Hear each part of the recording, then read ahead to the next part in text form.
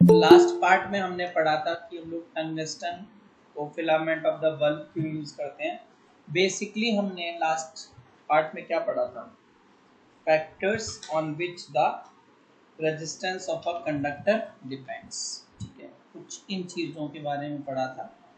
एक small recap ले लेना ये। ठीक है, एक एक्टिविटी की थी जिसमें क्या पता चला था, the resistance of a conductor depends length of the conductor, वो भी directly resistance is directly proportional to L, inversely proportional to area of cross section और नेचर ऑफ मटेरियल। ठीक है, यही हम लास्ट क्लास में पढ़ के आए थे। तो अब देखो, अब हम क्या पढ़ने जा रहे हैं। तो अब जो हमारा नेक्स्ट टॉपिक है, ठीक है, उससे पहले हम कुछ एग्जांपल्स करने की कोशिश करेंगे, क्योंकि इसके बाद जो टॉपिक है वो सिस्टम ऑफ रजिस्टर्स का है। ठीक है, which is going to be a very long topic. तो उससे पहले कुछ एग्जांपल्स निपटाने की कोशिश करते हैं। तो देखो बच्चों, सबसे पहले हमारा एग्जांपल नंबर 11.3। ठीक है, एग्जांपल नंबर 11.3। तो अब आपसे पूछ रहा है 11.3 में कि how much current will an electric bulb draw from a 220 voltage source V की वैल्यू 220 वोल्ट दी हुई है, if the resistance of the bulb is 1200 ohm, और रेजिस्टेंस जो दिया है 1200 ओम दिया है। ठीक है, ये हमारा पार्ट ए है। पार्ट बी में पूछा है how much current will an electric heater. तो ये जो आपको दिया था ना, ये वाला ही पूरा, ये जो बी और आर दिए थे, इट्स फॉर बल्ब, ये हमारे बल्ब के लिए दिए थे। और ये हमारा हीटर है, हीटर इलेक्ट्रिक हीटर है। इसमें वोल्टेज 220 वोल्ट दी है और जो रेजिस्टेंस दिया है वो दिया है 100। रेजिस्टेंस कितना था हमारा, 100 ओम रेजिस्टेंस है। ठीक है, तो अब आपको दोनों निकाल के बताने हैं। तो देखो, बल्ब वाले केस में आपको पता है V equal to I R, और हमको निकालना है I। तो I इज इक्वल टू क्या हो जाएगा, V अपॉन R। तो I is equal to 220 by 1200। ठीक है, तो जब आप ये करेंगे तो I की वैल्यू आ जाएगी 0.18 एम्पियर, 0.18 एम्पियर। इतना करंट जो है हमारा इलेक्ट्रिक बल्ब यूज करेगा। ठीक है, ड्रॉ करेगा।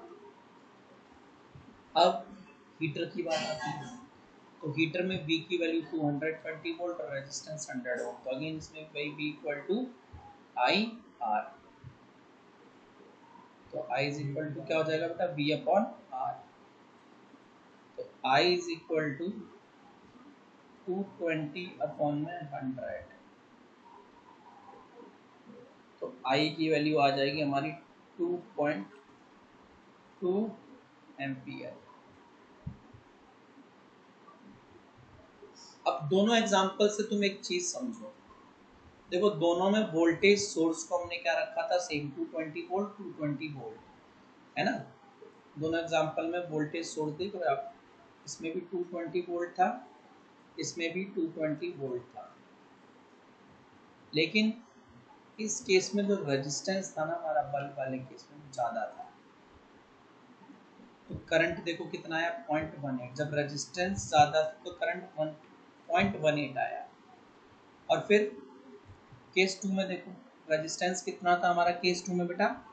केस 2 में जो रेजिस्टेंस था वो हमारा था, तो देखो सेकंड केस में हमारा रेजिस्टेंस 100 ओम। तो जब रेजिस्टेंस कम था तो आपने देखा करंट ज़्यादा आया, 2.2। तो यहाँ से आपको फिर से वही चीज़ दोबारा से वेरीफाई होती हुई दिख रही है कि क्या, कि resistance is inversely proportional to current. ठीक है, resistance is inversely proportional to current. अब हमारी बारी आती है बेटा, ठीक है, एग्जाम्पल 11.4। 11.4। तो एग्जांपल 11.4 क्या कहता है कि the potential difference between the terminals of an electric heater is 60 volt, V की वैल्यू 60 वोल्ट दी है। when it draws a current of 4 ampere, और करंट कितना खींच रहा है इस टाइम पे 4 एम्पियर करंट खींच रहा है। तो what current will the heater draw if the potential difference is increased to 120 volt? ये हमारा केस 1 था। इस केस में ना, ये हमारा ये वाला केस 1। केस 2 में क्या किया बेटा, देखो केस 2 में जो है ना,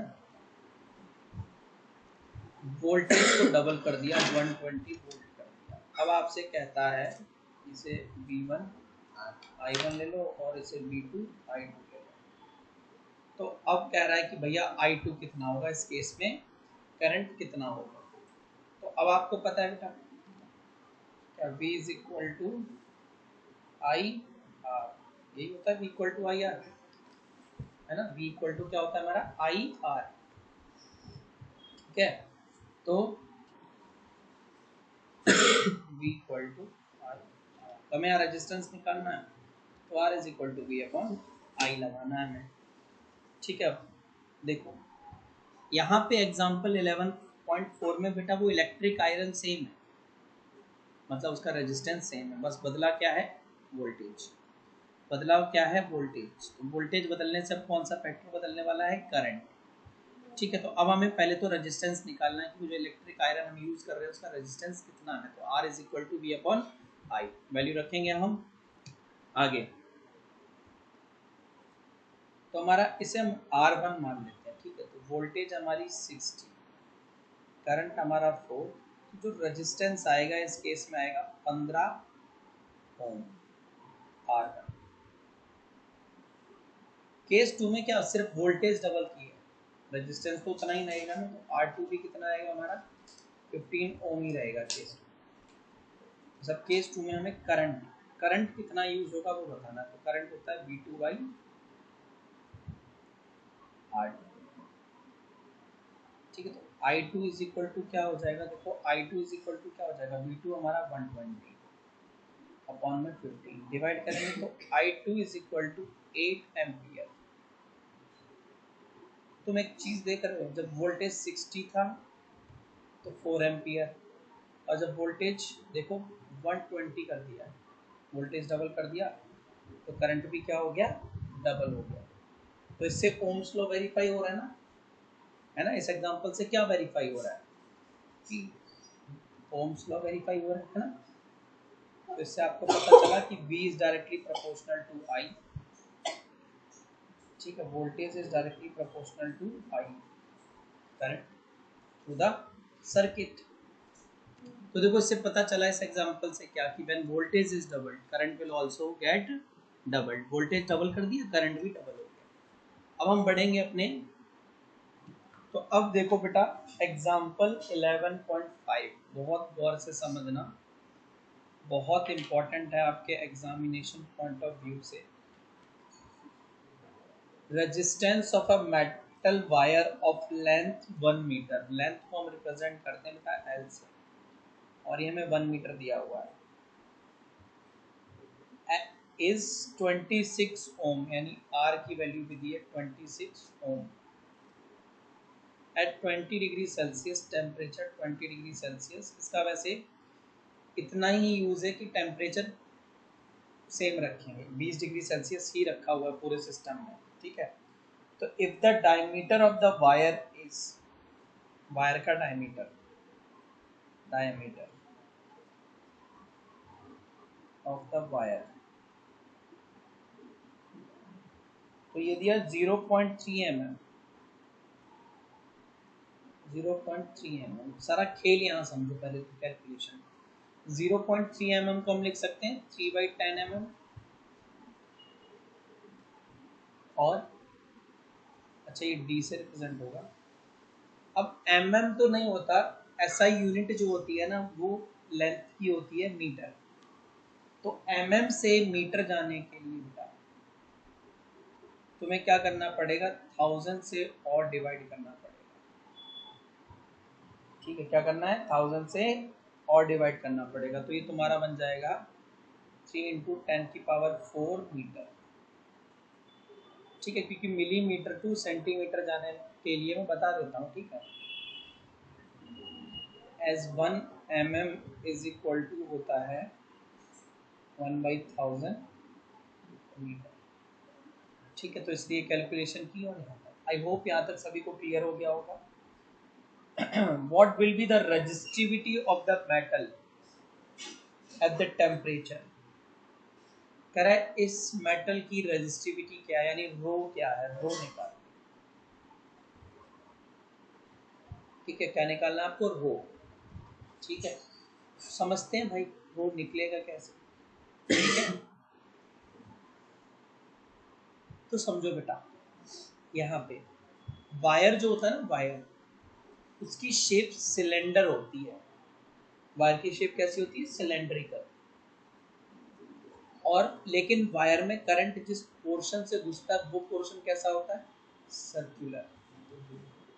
जो क्रॉस सेक्शन होता है ना, जहाँ से वायर में इलेक्ट्रॉन्स घुसेंगे, जहाँ से वायर में इलेक्ट्रॉन घुसेंगे वो क्रॉस सेक्शन कहते हैं। और उसका शेप कैसा होता है, सर्कुलर। तो आपको एक्चुअल में फॉर्मूला लगाना है R is equal to rho L/A। ये फॉर्मूला लगाना है। और अगर से आप ड्राइव करो तो रो की वैल्यू भी आ जाएगी, रो इज इक्वल टू RA/L। ठीक है, ऐसे करके आएगी। अब तुम्हारे पास L भी है बेटा, R भी है, A नहीं है। A मतलब एरिया ऑफ क्रॉस सेक्शन। तो area, area is equal to circle का एरिया क्या आता है, πr²। लेकिन तुम्हें तो डायमीटर दिया है, कोई दिक्कत नहीं है। ठीक है, तो सुनो यहाँ पे पाई की वैल्यू 22/7 इंटू आर की वैल्यू रखेंगे बेटा 3/2 इंटू 10⁻⁻⁴ एक बार, और स्क्वायर है ना तो 2 बार करना पड़ेगा। 3/2 इंटू 10⁻⁻⁴ स्क्वायर है ना, तो आर को 2 बार लिखना पड़ेगा। 2 इसलिए लगाया क्योंकि वो डायमीटर में था, उसको रेडियस में हमने कन्वर्ट किया। ठीक है, तो जब हम इसको सॉल्व करेंगे ना बेटा, तो ये आ जाएगा हमारा 198 इंटू 10⁻⁻⁴। -4 नहीं, -8 दो बार है, -8 अपॉन में 28। तो इसको भी हम सॉल्व कर लेते हैं। तो देखो बेटा, ये हमारा आंसर कुछ आएगा जब हम इसको सॉल्व करेंगे ना। तो सॉल्व करने पे देखो, तो देखो ये हमारा आंसर आने वाला है, जस्ट अ मिनट। तो जब आप इसको सॉल्व कर रहे थे तो द आंसर विल बी, ठीक है, जो हमारा आंसर आएगा वो आएगा बच्चों 7.07 इंटू 10⁻⁻8 मीटर स्क्वायर। ठीक है, अब वैल्यू रख लो रो के लिए। तो रो इज इक्वल टू आर जो कि 26 था इंटू ए 7.07 इंटू 10⁻⁻8 अपॉन में एल। एल हमारा 1 ही, एल हमारा 1 ही है, 1 मीटर है ना। तो अब देखो बेटा, इसको आगे सॉल्व करें। तो देखो बेटा, जब आप इसको कैलकुलेशन करोगे ना इसकी, तो देखो कुछ हमारा आंसर ऐसा आएगा। जब हम कैलकुलेशन करने जाएंगे तो आंसर 184 पॉइंट समथिंग आएगा। ठीक है, कितना आएगा हमारा आंसर, राउंड अप कर लिया था मैंने, वैल्यू तो थोड़ा चेंज आ जाएगा, वैसे आंसर जब तुम इसको करोगे ना तो ये तुम्हारा आएगा बच्चों 184। ठीक है, 184 इंटू 10⁻⁻8। ठीक है, मुझे पता है तुम लोग कैलकुलेशन करोगे जाके, फिर कहोगे ना सर हमारा तो आंसर कुछ और आ रहा था, पता नहीं सर ने कहाँ से टेप दिया। तो मैं तुम्हें दिखा दे रहा हूँ चीज़। ठीक है, कहाँ से आई है ना, मैं तुम्हें पहले से ही बता देता हूँ। जस्ट अ मिनट, देख लो आप एक बार, अप्रॉक्स करके दिया है मैंने डायरेक्ट, तो मैं बता देता हूँ तुम्हें क्या आंसर आएगा, उसको मैंने क्या राउंड ऑफ किया है, सो दैट घर जाके आप कंफ्यूज ना हो जाओ। ठीक है, जस्ट अ मिनट, गलत चूज कर लिया हमने, ये देखो तो ना, ये कुछ ऐसा आएगा, आंसर आएगा तुम्हारा 183.82 इंटू 10⁻⁻8। ठीक है, फिर 183.82 था, मैंने उसको और राउंड ऑफ किया तो ये आ जाएगा 184, बिल्कुल होल नंबर में राउंड ऑफ कर लिया, इंटू 10 की पावर -8। अब ठीक है, अब मैथ्स का बेसिक रूल क्या कहता है? मैथ्स का बेसिक रूल ये कहता है कि कभी भी ना पॉइंट के बाद सिर्फ और सिर्फ मतलब एक नंबर के बाद पॉइंट लगा देना चाहिए स्टार्टिंग से।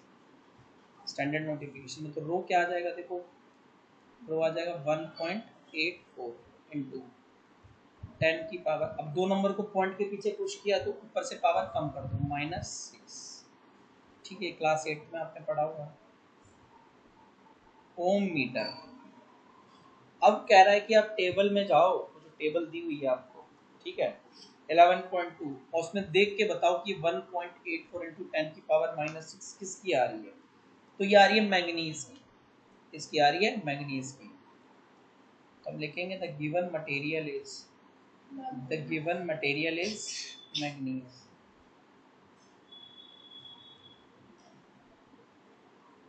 ठीक है, वहां आपको मटेरियल प्रिडिक्ट करने को नहीं आएगा, सिर्फ रो की वैल्यू निकालने को आएगी, क्योंकि टेबल थोड़ी दिया होगा।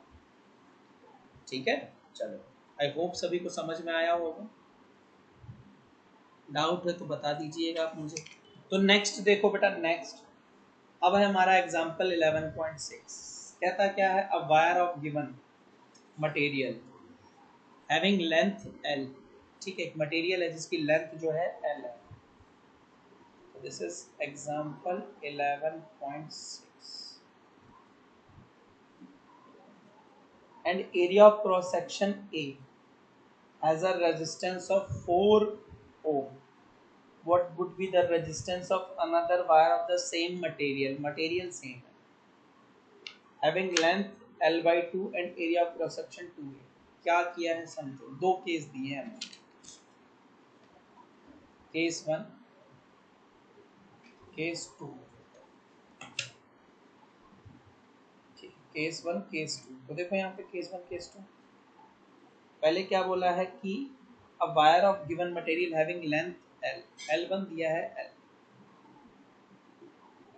एरिया ऑफ क्रॉस सेक्शन, इसका area of cross section A दिया है, और इस टाइम पे रेजिस्टेंस जो था बेटा उसका R1 वो था 4 ओम, और जो मटेरियल था उसकी रेजिस्टिविटी को हम रो मान लेते हैं।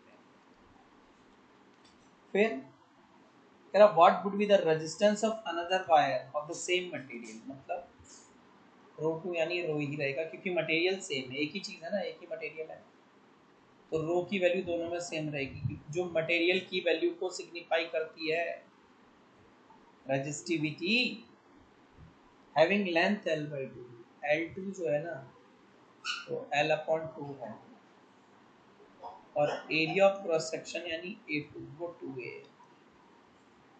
अब कहता है यहाँ R2 कितना होगा, यहाँ R2 कितना होगा, तो गौर से सुनो बच्चों, गौर से। ठीक है, तुम्हारे पास एक फॉर्मूला है ना, क्या है, R is equal to rho L by A।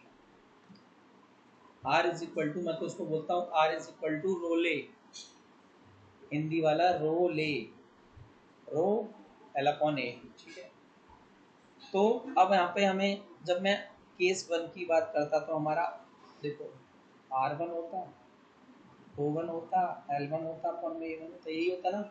तो R1 हमें कितना दिया बेटा 4, रो1 कितना दिया रो, L1 की वैल्यू क्या है L, और A1 की वैल्यू क्या है A। तो हमें इससे क्या मिला, हमें इससे ये मिला कि रो L by A की वैल्यू कितनी है 1, कितनी है, रो L by A की वैल्यू कितनी है 1। अब देखो जब मैं बात करूंगा R2 की, R2 की वैल्यू क्या होती है रो 2 L2 by A2। अब यहाँ पे देखो तो हमारी R1 की वैल्यू थी 4 जो कि इक्वल टू था रो L by A के। अब हमें R2 के बारे में बात करनी है, देखो R2 इज इक्वल टू रो 2, तो रो ही है। L2 की बात करें, L2 की बात करें तो L2 की जगह रखना है L/2, और होल में A2 कितना है 2A, ये 2 नीचे आ जाएगा। तो R2 क्या हो जाएगा, रो L2 टू जा 4A। थोड़ा सा इसमें छेड़छाड़ कर लिया, ये 4 जो है इसको बाहर ले लो, 1/4 इनटू अब क्या बचेगा, रो L/A, रो L/A। अब तुम एक चीज देखो, देखो रो L/A की वैल्यू इक्वेशन 1 में दी है 4, तो रो L/A की जगह क्या रख देंगे, 4। अब भाई साहब से भाई साहब 4 से 4 निकल लेंगे, कैंसिल हो जाएंगे पंजा में, तो R2 की वैल्यू बचेगी 1 ओम, 1 ओम। ठीक है, क्लियर। चलो, तो बेटा पीछे की एक क्लास में ना जब मैंने आपको ओम्स लॉ पढ़ाया था ना, तो मुझसे एक बहुत इंपॉर्टेंट चीज छूटी थी, है ना, वो अब जरा यहाँ देखो। वो टॉपिक जो था वो था graphical representation of Ohm's law, ठीक है, और वो मैंने आपको नहीं कराया था, उस पर हर साल क्वेश्चन आता है, ठीक है। तो ग्राफिकल रिप्रेजेंटेशन ऑफ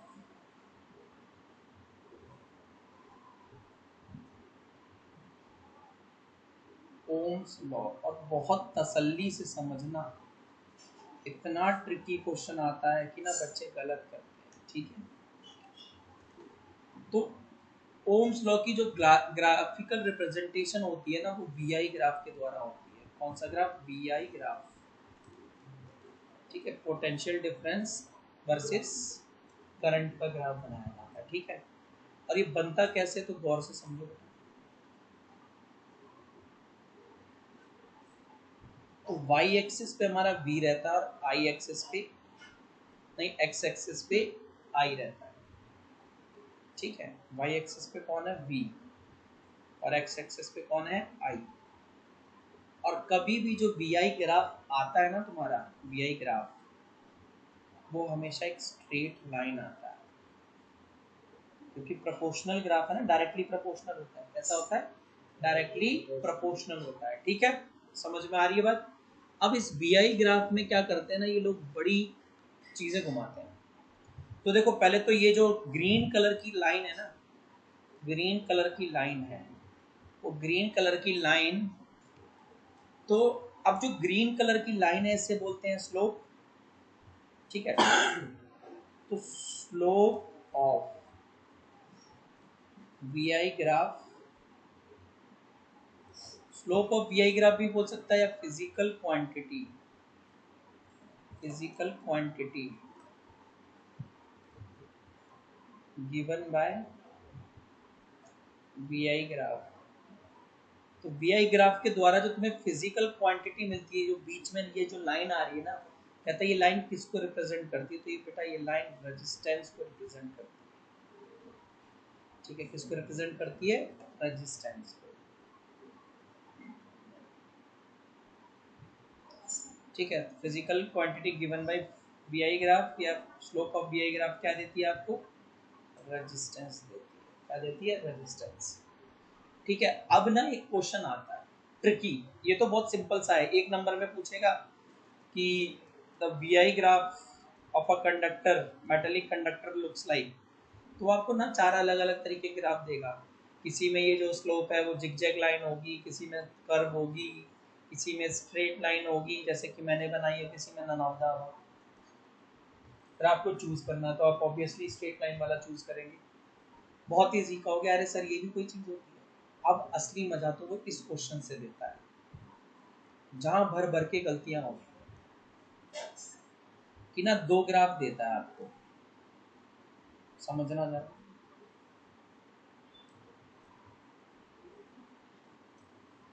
इस चीज को बहुत ध्यान से समझना।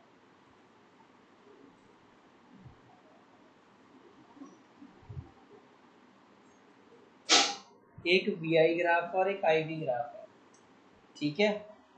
और अब आपसे कहेगा, बना के भी देखा, एक ये, एक ये, कहेगा हमारे पास दो ना अलग अलग रेजिस्टेंस है, ए रेजिस्टेंस एक बी है, और इसमें भी वही करेगा, इसमें भी वही करेगा आपको, ठीक है, आई वी में भी वही करेगा, रेजिस्टेंस ए होगा, रेजिस्टेंस बी होगा। अब आपसे कहेगा, ठीक है, पहले वाले केस में अगर पहला केस देता है आपको पेपर में, ठीक है, पेपर में अगर वो आपको पहला केस देता है, ये वाला ग्राफ, फर्स्ट ग्राफ दे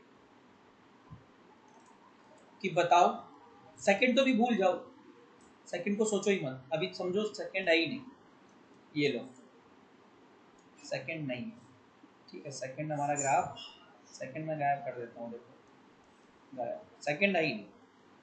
फर्स्ट ग्राफ में ऐसे बना के देगा, बोलेगा अब दो, तुम्हारे पास दो रेजिस्टेंस है, एक ए और बी, तो ए और बी में से ज्यादा रेजिस्टेंस किसका है, ए और बी में से रेजिस्टेंस किसका ज्यादा है, तो भैया यहाँ पे रेजिस्टेंस जब इस तरीके का बी आई ग्राफ देगा ना, कौन सा ग्राफ देगा, बी आई, जब एक्स एक्सिस पे सिर्फ बी आई ग्राफ पढ़ते हैं, जब एक्स वाई एक्सिस पे कौन हो, बी, और एक्स एक्सिस पे आई हो, तो ये कौन सा ग्राफ है, बी आई ग्राफ, इसे बी आई ग्राफ बोलते हैं, मैं लिख देता हूँ बी आई ग्राफ आई, ठीक है। इसमें क्या होगा, बी आई ग्राफ में जो ज्यादा ऊपर होगा उसका रेजिस्टेंस ज्यादा होगा, तो यहाँ पे ज्यादा ऊपर हमारा कौन है, ए, तो इसमें जो रेजिस्टेंस है ए का, वो बी के रेजिस्टेंस से ज्यादा है, ठीक है। तो अच्छा कंडक्टर कौन हुआ, बी, अच्छा कंडक्टर तो बी हुआ ना। फिर क्या करेगा, उस क्वेश्चन के साथ ना कहेगा ये बच्चे सब रट रट के आते हैं, तो क्वेश्चन को घुमा देगा, और लास्ट ईयर बोर्ड का पहला या दूसरा क्वेश्चन ही था इस साल, मतलब 2023 का जो बोर्ड हुआ था, ठीक है सर, दूसरा या तीसरा क्वेश्चन था, बोर्ड से जस्ट एक दिन पहले यही चीज़ मैंने बच्चों को बोर्ड पे करा के रखी थी, ठीक है। तुम लकी हो कि तुम्हारा इस बार बहुत जल्दी करा रहा हूँ मैं सब। तो देखो बी आई था ना, ये आई बी ग्राफ है, sorry this is I B graph, इस बार बी आई ना होकर ये आई बी ग्राफ बनेगा हमारा, ठीक है, मैंने गलत प्रेजेंट कर दिया। इस बार वो आपको मूव करके देगा, देखो कैसे ना, ये आई बना देगा और उधर बी बना देगा। तुम लोगों की पता धारणा क्या है, तुम लोग यही सोचोगे सेम ही तो है ना, हम क्या सोचेंगे, सेम ही तो है, बी इधर कर दो आई इधर कर दो, अरे नहीं, बहुत बड़ा फर्क पड़ता है। इस ग्राफ को बोलते हैं आई बी ग्राफ। अब इसमें भी डिट्टो सेम डायग्राम बना देगा,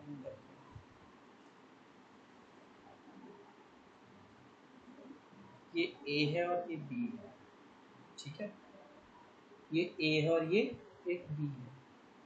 अब आपसे पूछेगा भैया बताओ रेजिस्टेंस ज्यादा किसका है,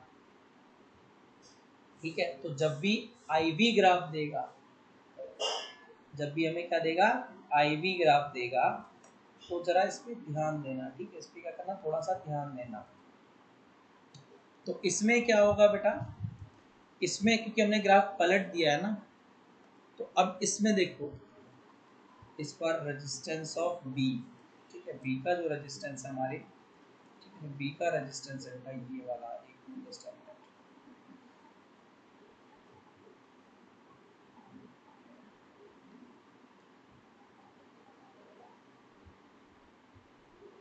ए से ज्यादा होगा, ठीक है, इस बार बी का रेजिस्टेंस जो है वो ए से ज्यादा होगा, क्योंकि स्लोप हमेशा ना, सुनो, स्लोप हमेशा एक्स एक्सिस से दूरी के हिसाब से नापी जाती है, एक्स एक्सिस से कितना एंगल, तो एक्स एक्सिस से जितना ज्यादा बड़ा जो एंगल बनाएगा, उसकी जो ये बीच वाली जो स्लोप, जिसकी स्लोप ज्यादा होती है ना, जिसकी स्लोप एक्स एक्सिस से जितनी ज्यादा होती है, वही हमारा बड़ी क्वांटिटी को रिप्रेजेंट करता है। तो अब यहाँ पे जब देखोगे ना तुम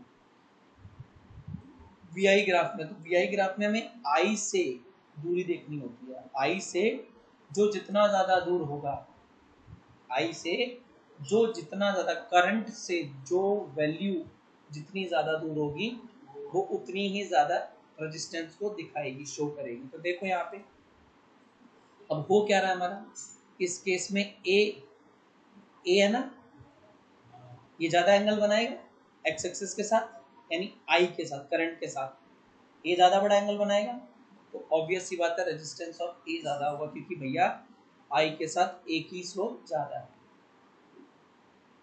ये जो सेकंड डायग्राम बनाया केस 2 हमारा ये वाला, इसमें भी हमें आई से ही स्लोप देखनी है।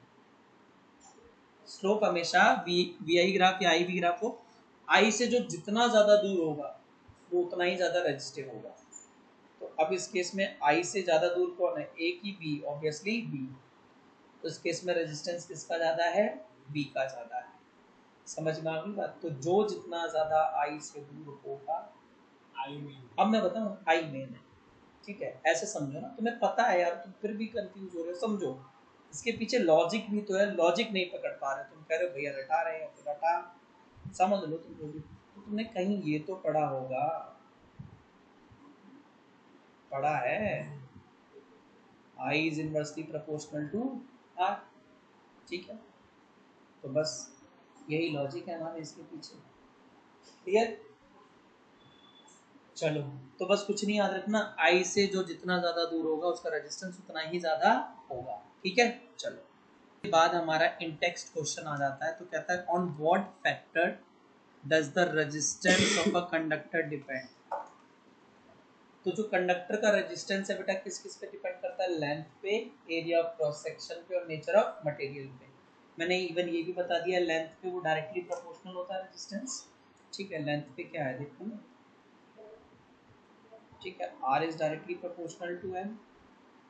एरिया ऑफ क्रॉस सेक्शन में क्या रहता है, देखो length, area of cross section, इसमें R is inversely proportional to 1/a, और नेचर ऑफ मटेरियल बोले तो रो, ठीक है।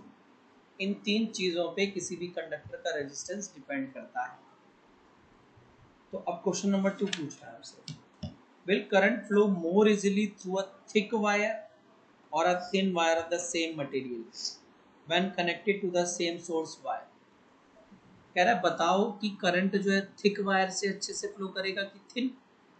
ऑब्वियसली थिक वायर से, वायर जितना मोटा होगा इलेक्ट्रॉन को फ्लो करने की उतनी जगह मिलेगी, यानी एरिया ऑफ क्रॉस सेक्शन उतना ही ज्यादा होगा। और आपको पता है एरिया ऑफ क्रॉस सेक्शन जो है इनवर्सली प्रोपोर्शनल होता है रेजिस्टेंस के, है ना।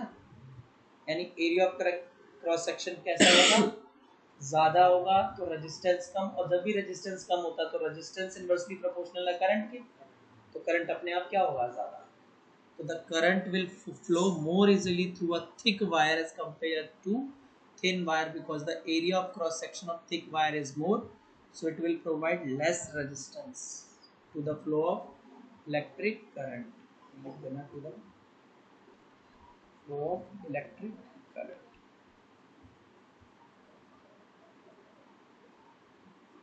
ठीक है। अब क्वेश्चन नंबर 3 इन टेक्स्ट का ही है बेटा।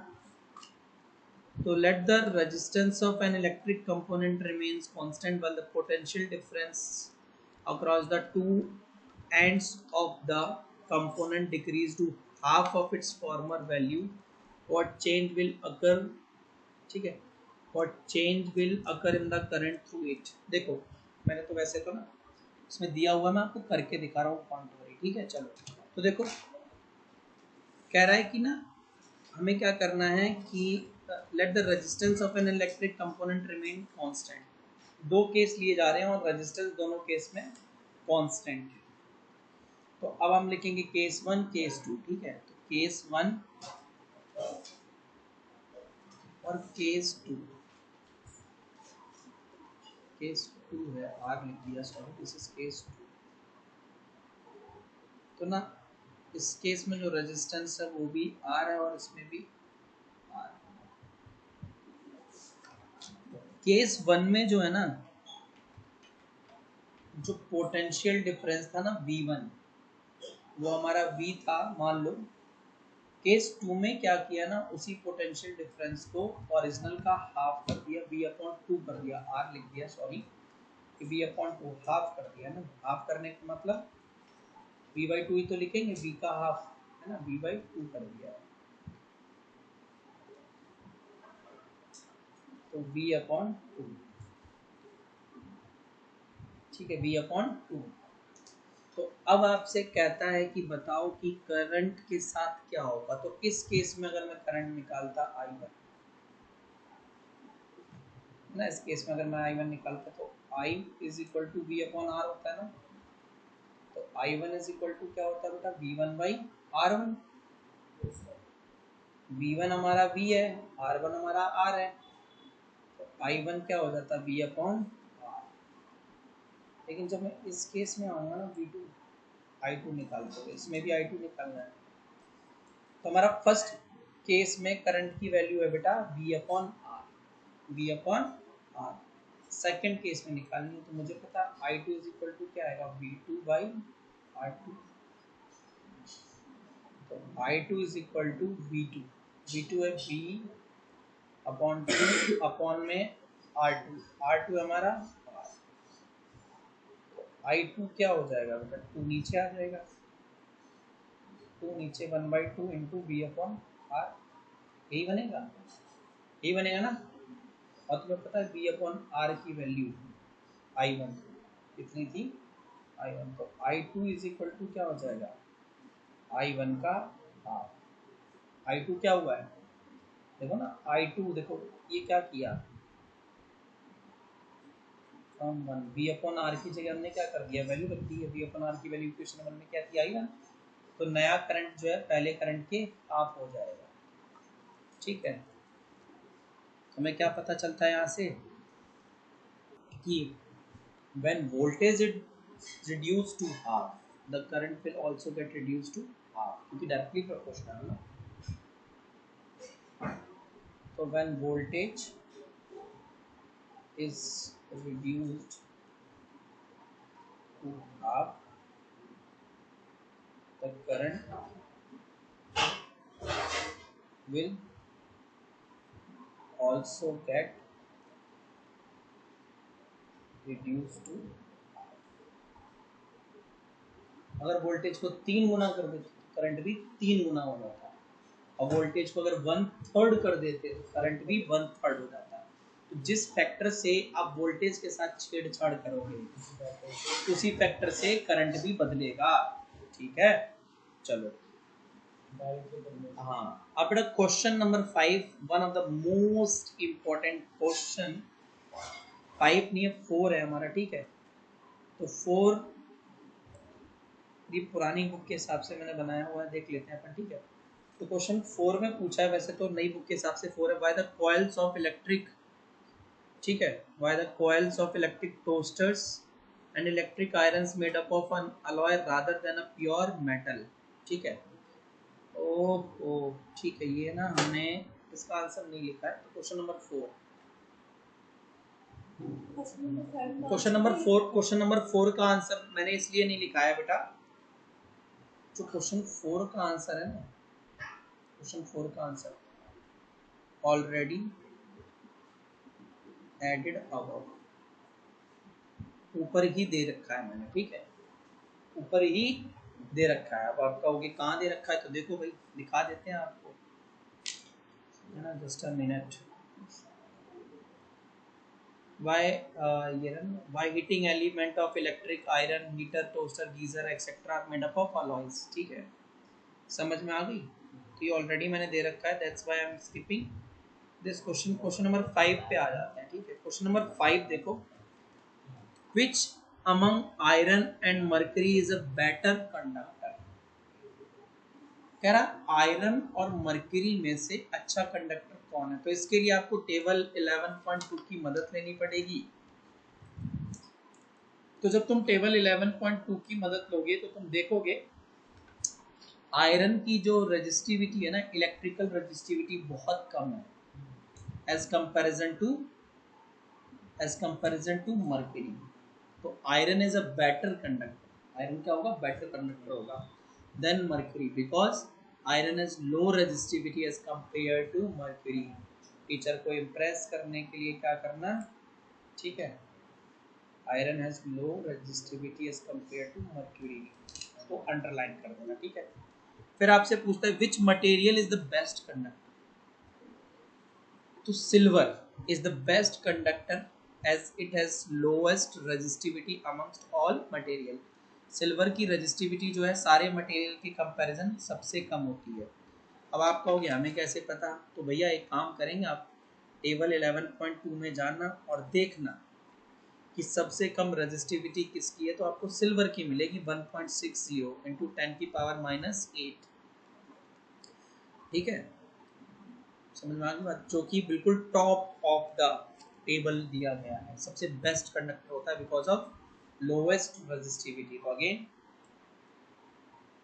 Silver has lowest resistivity amongst all materials, इसलिए बेस्ट कंडक्टर के अंडर इसको क्लासिफाई किया जाता है।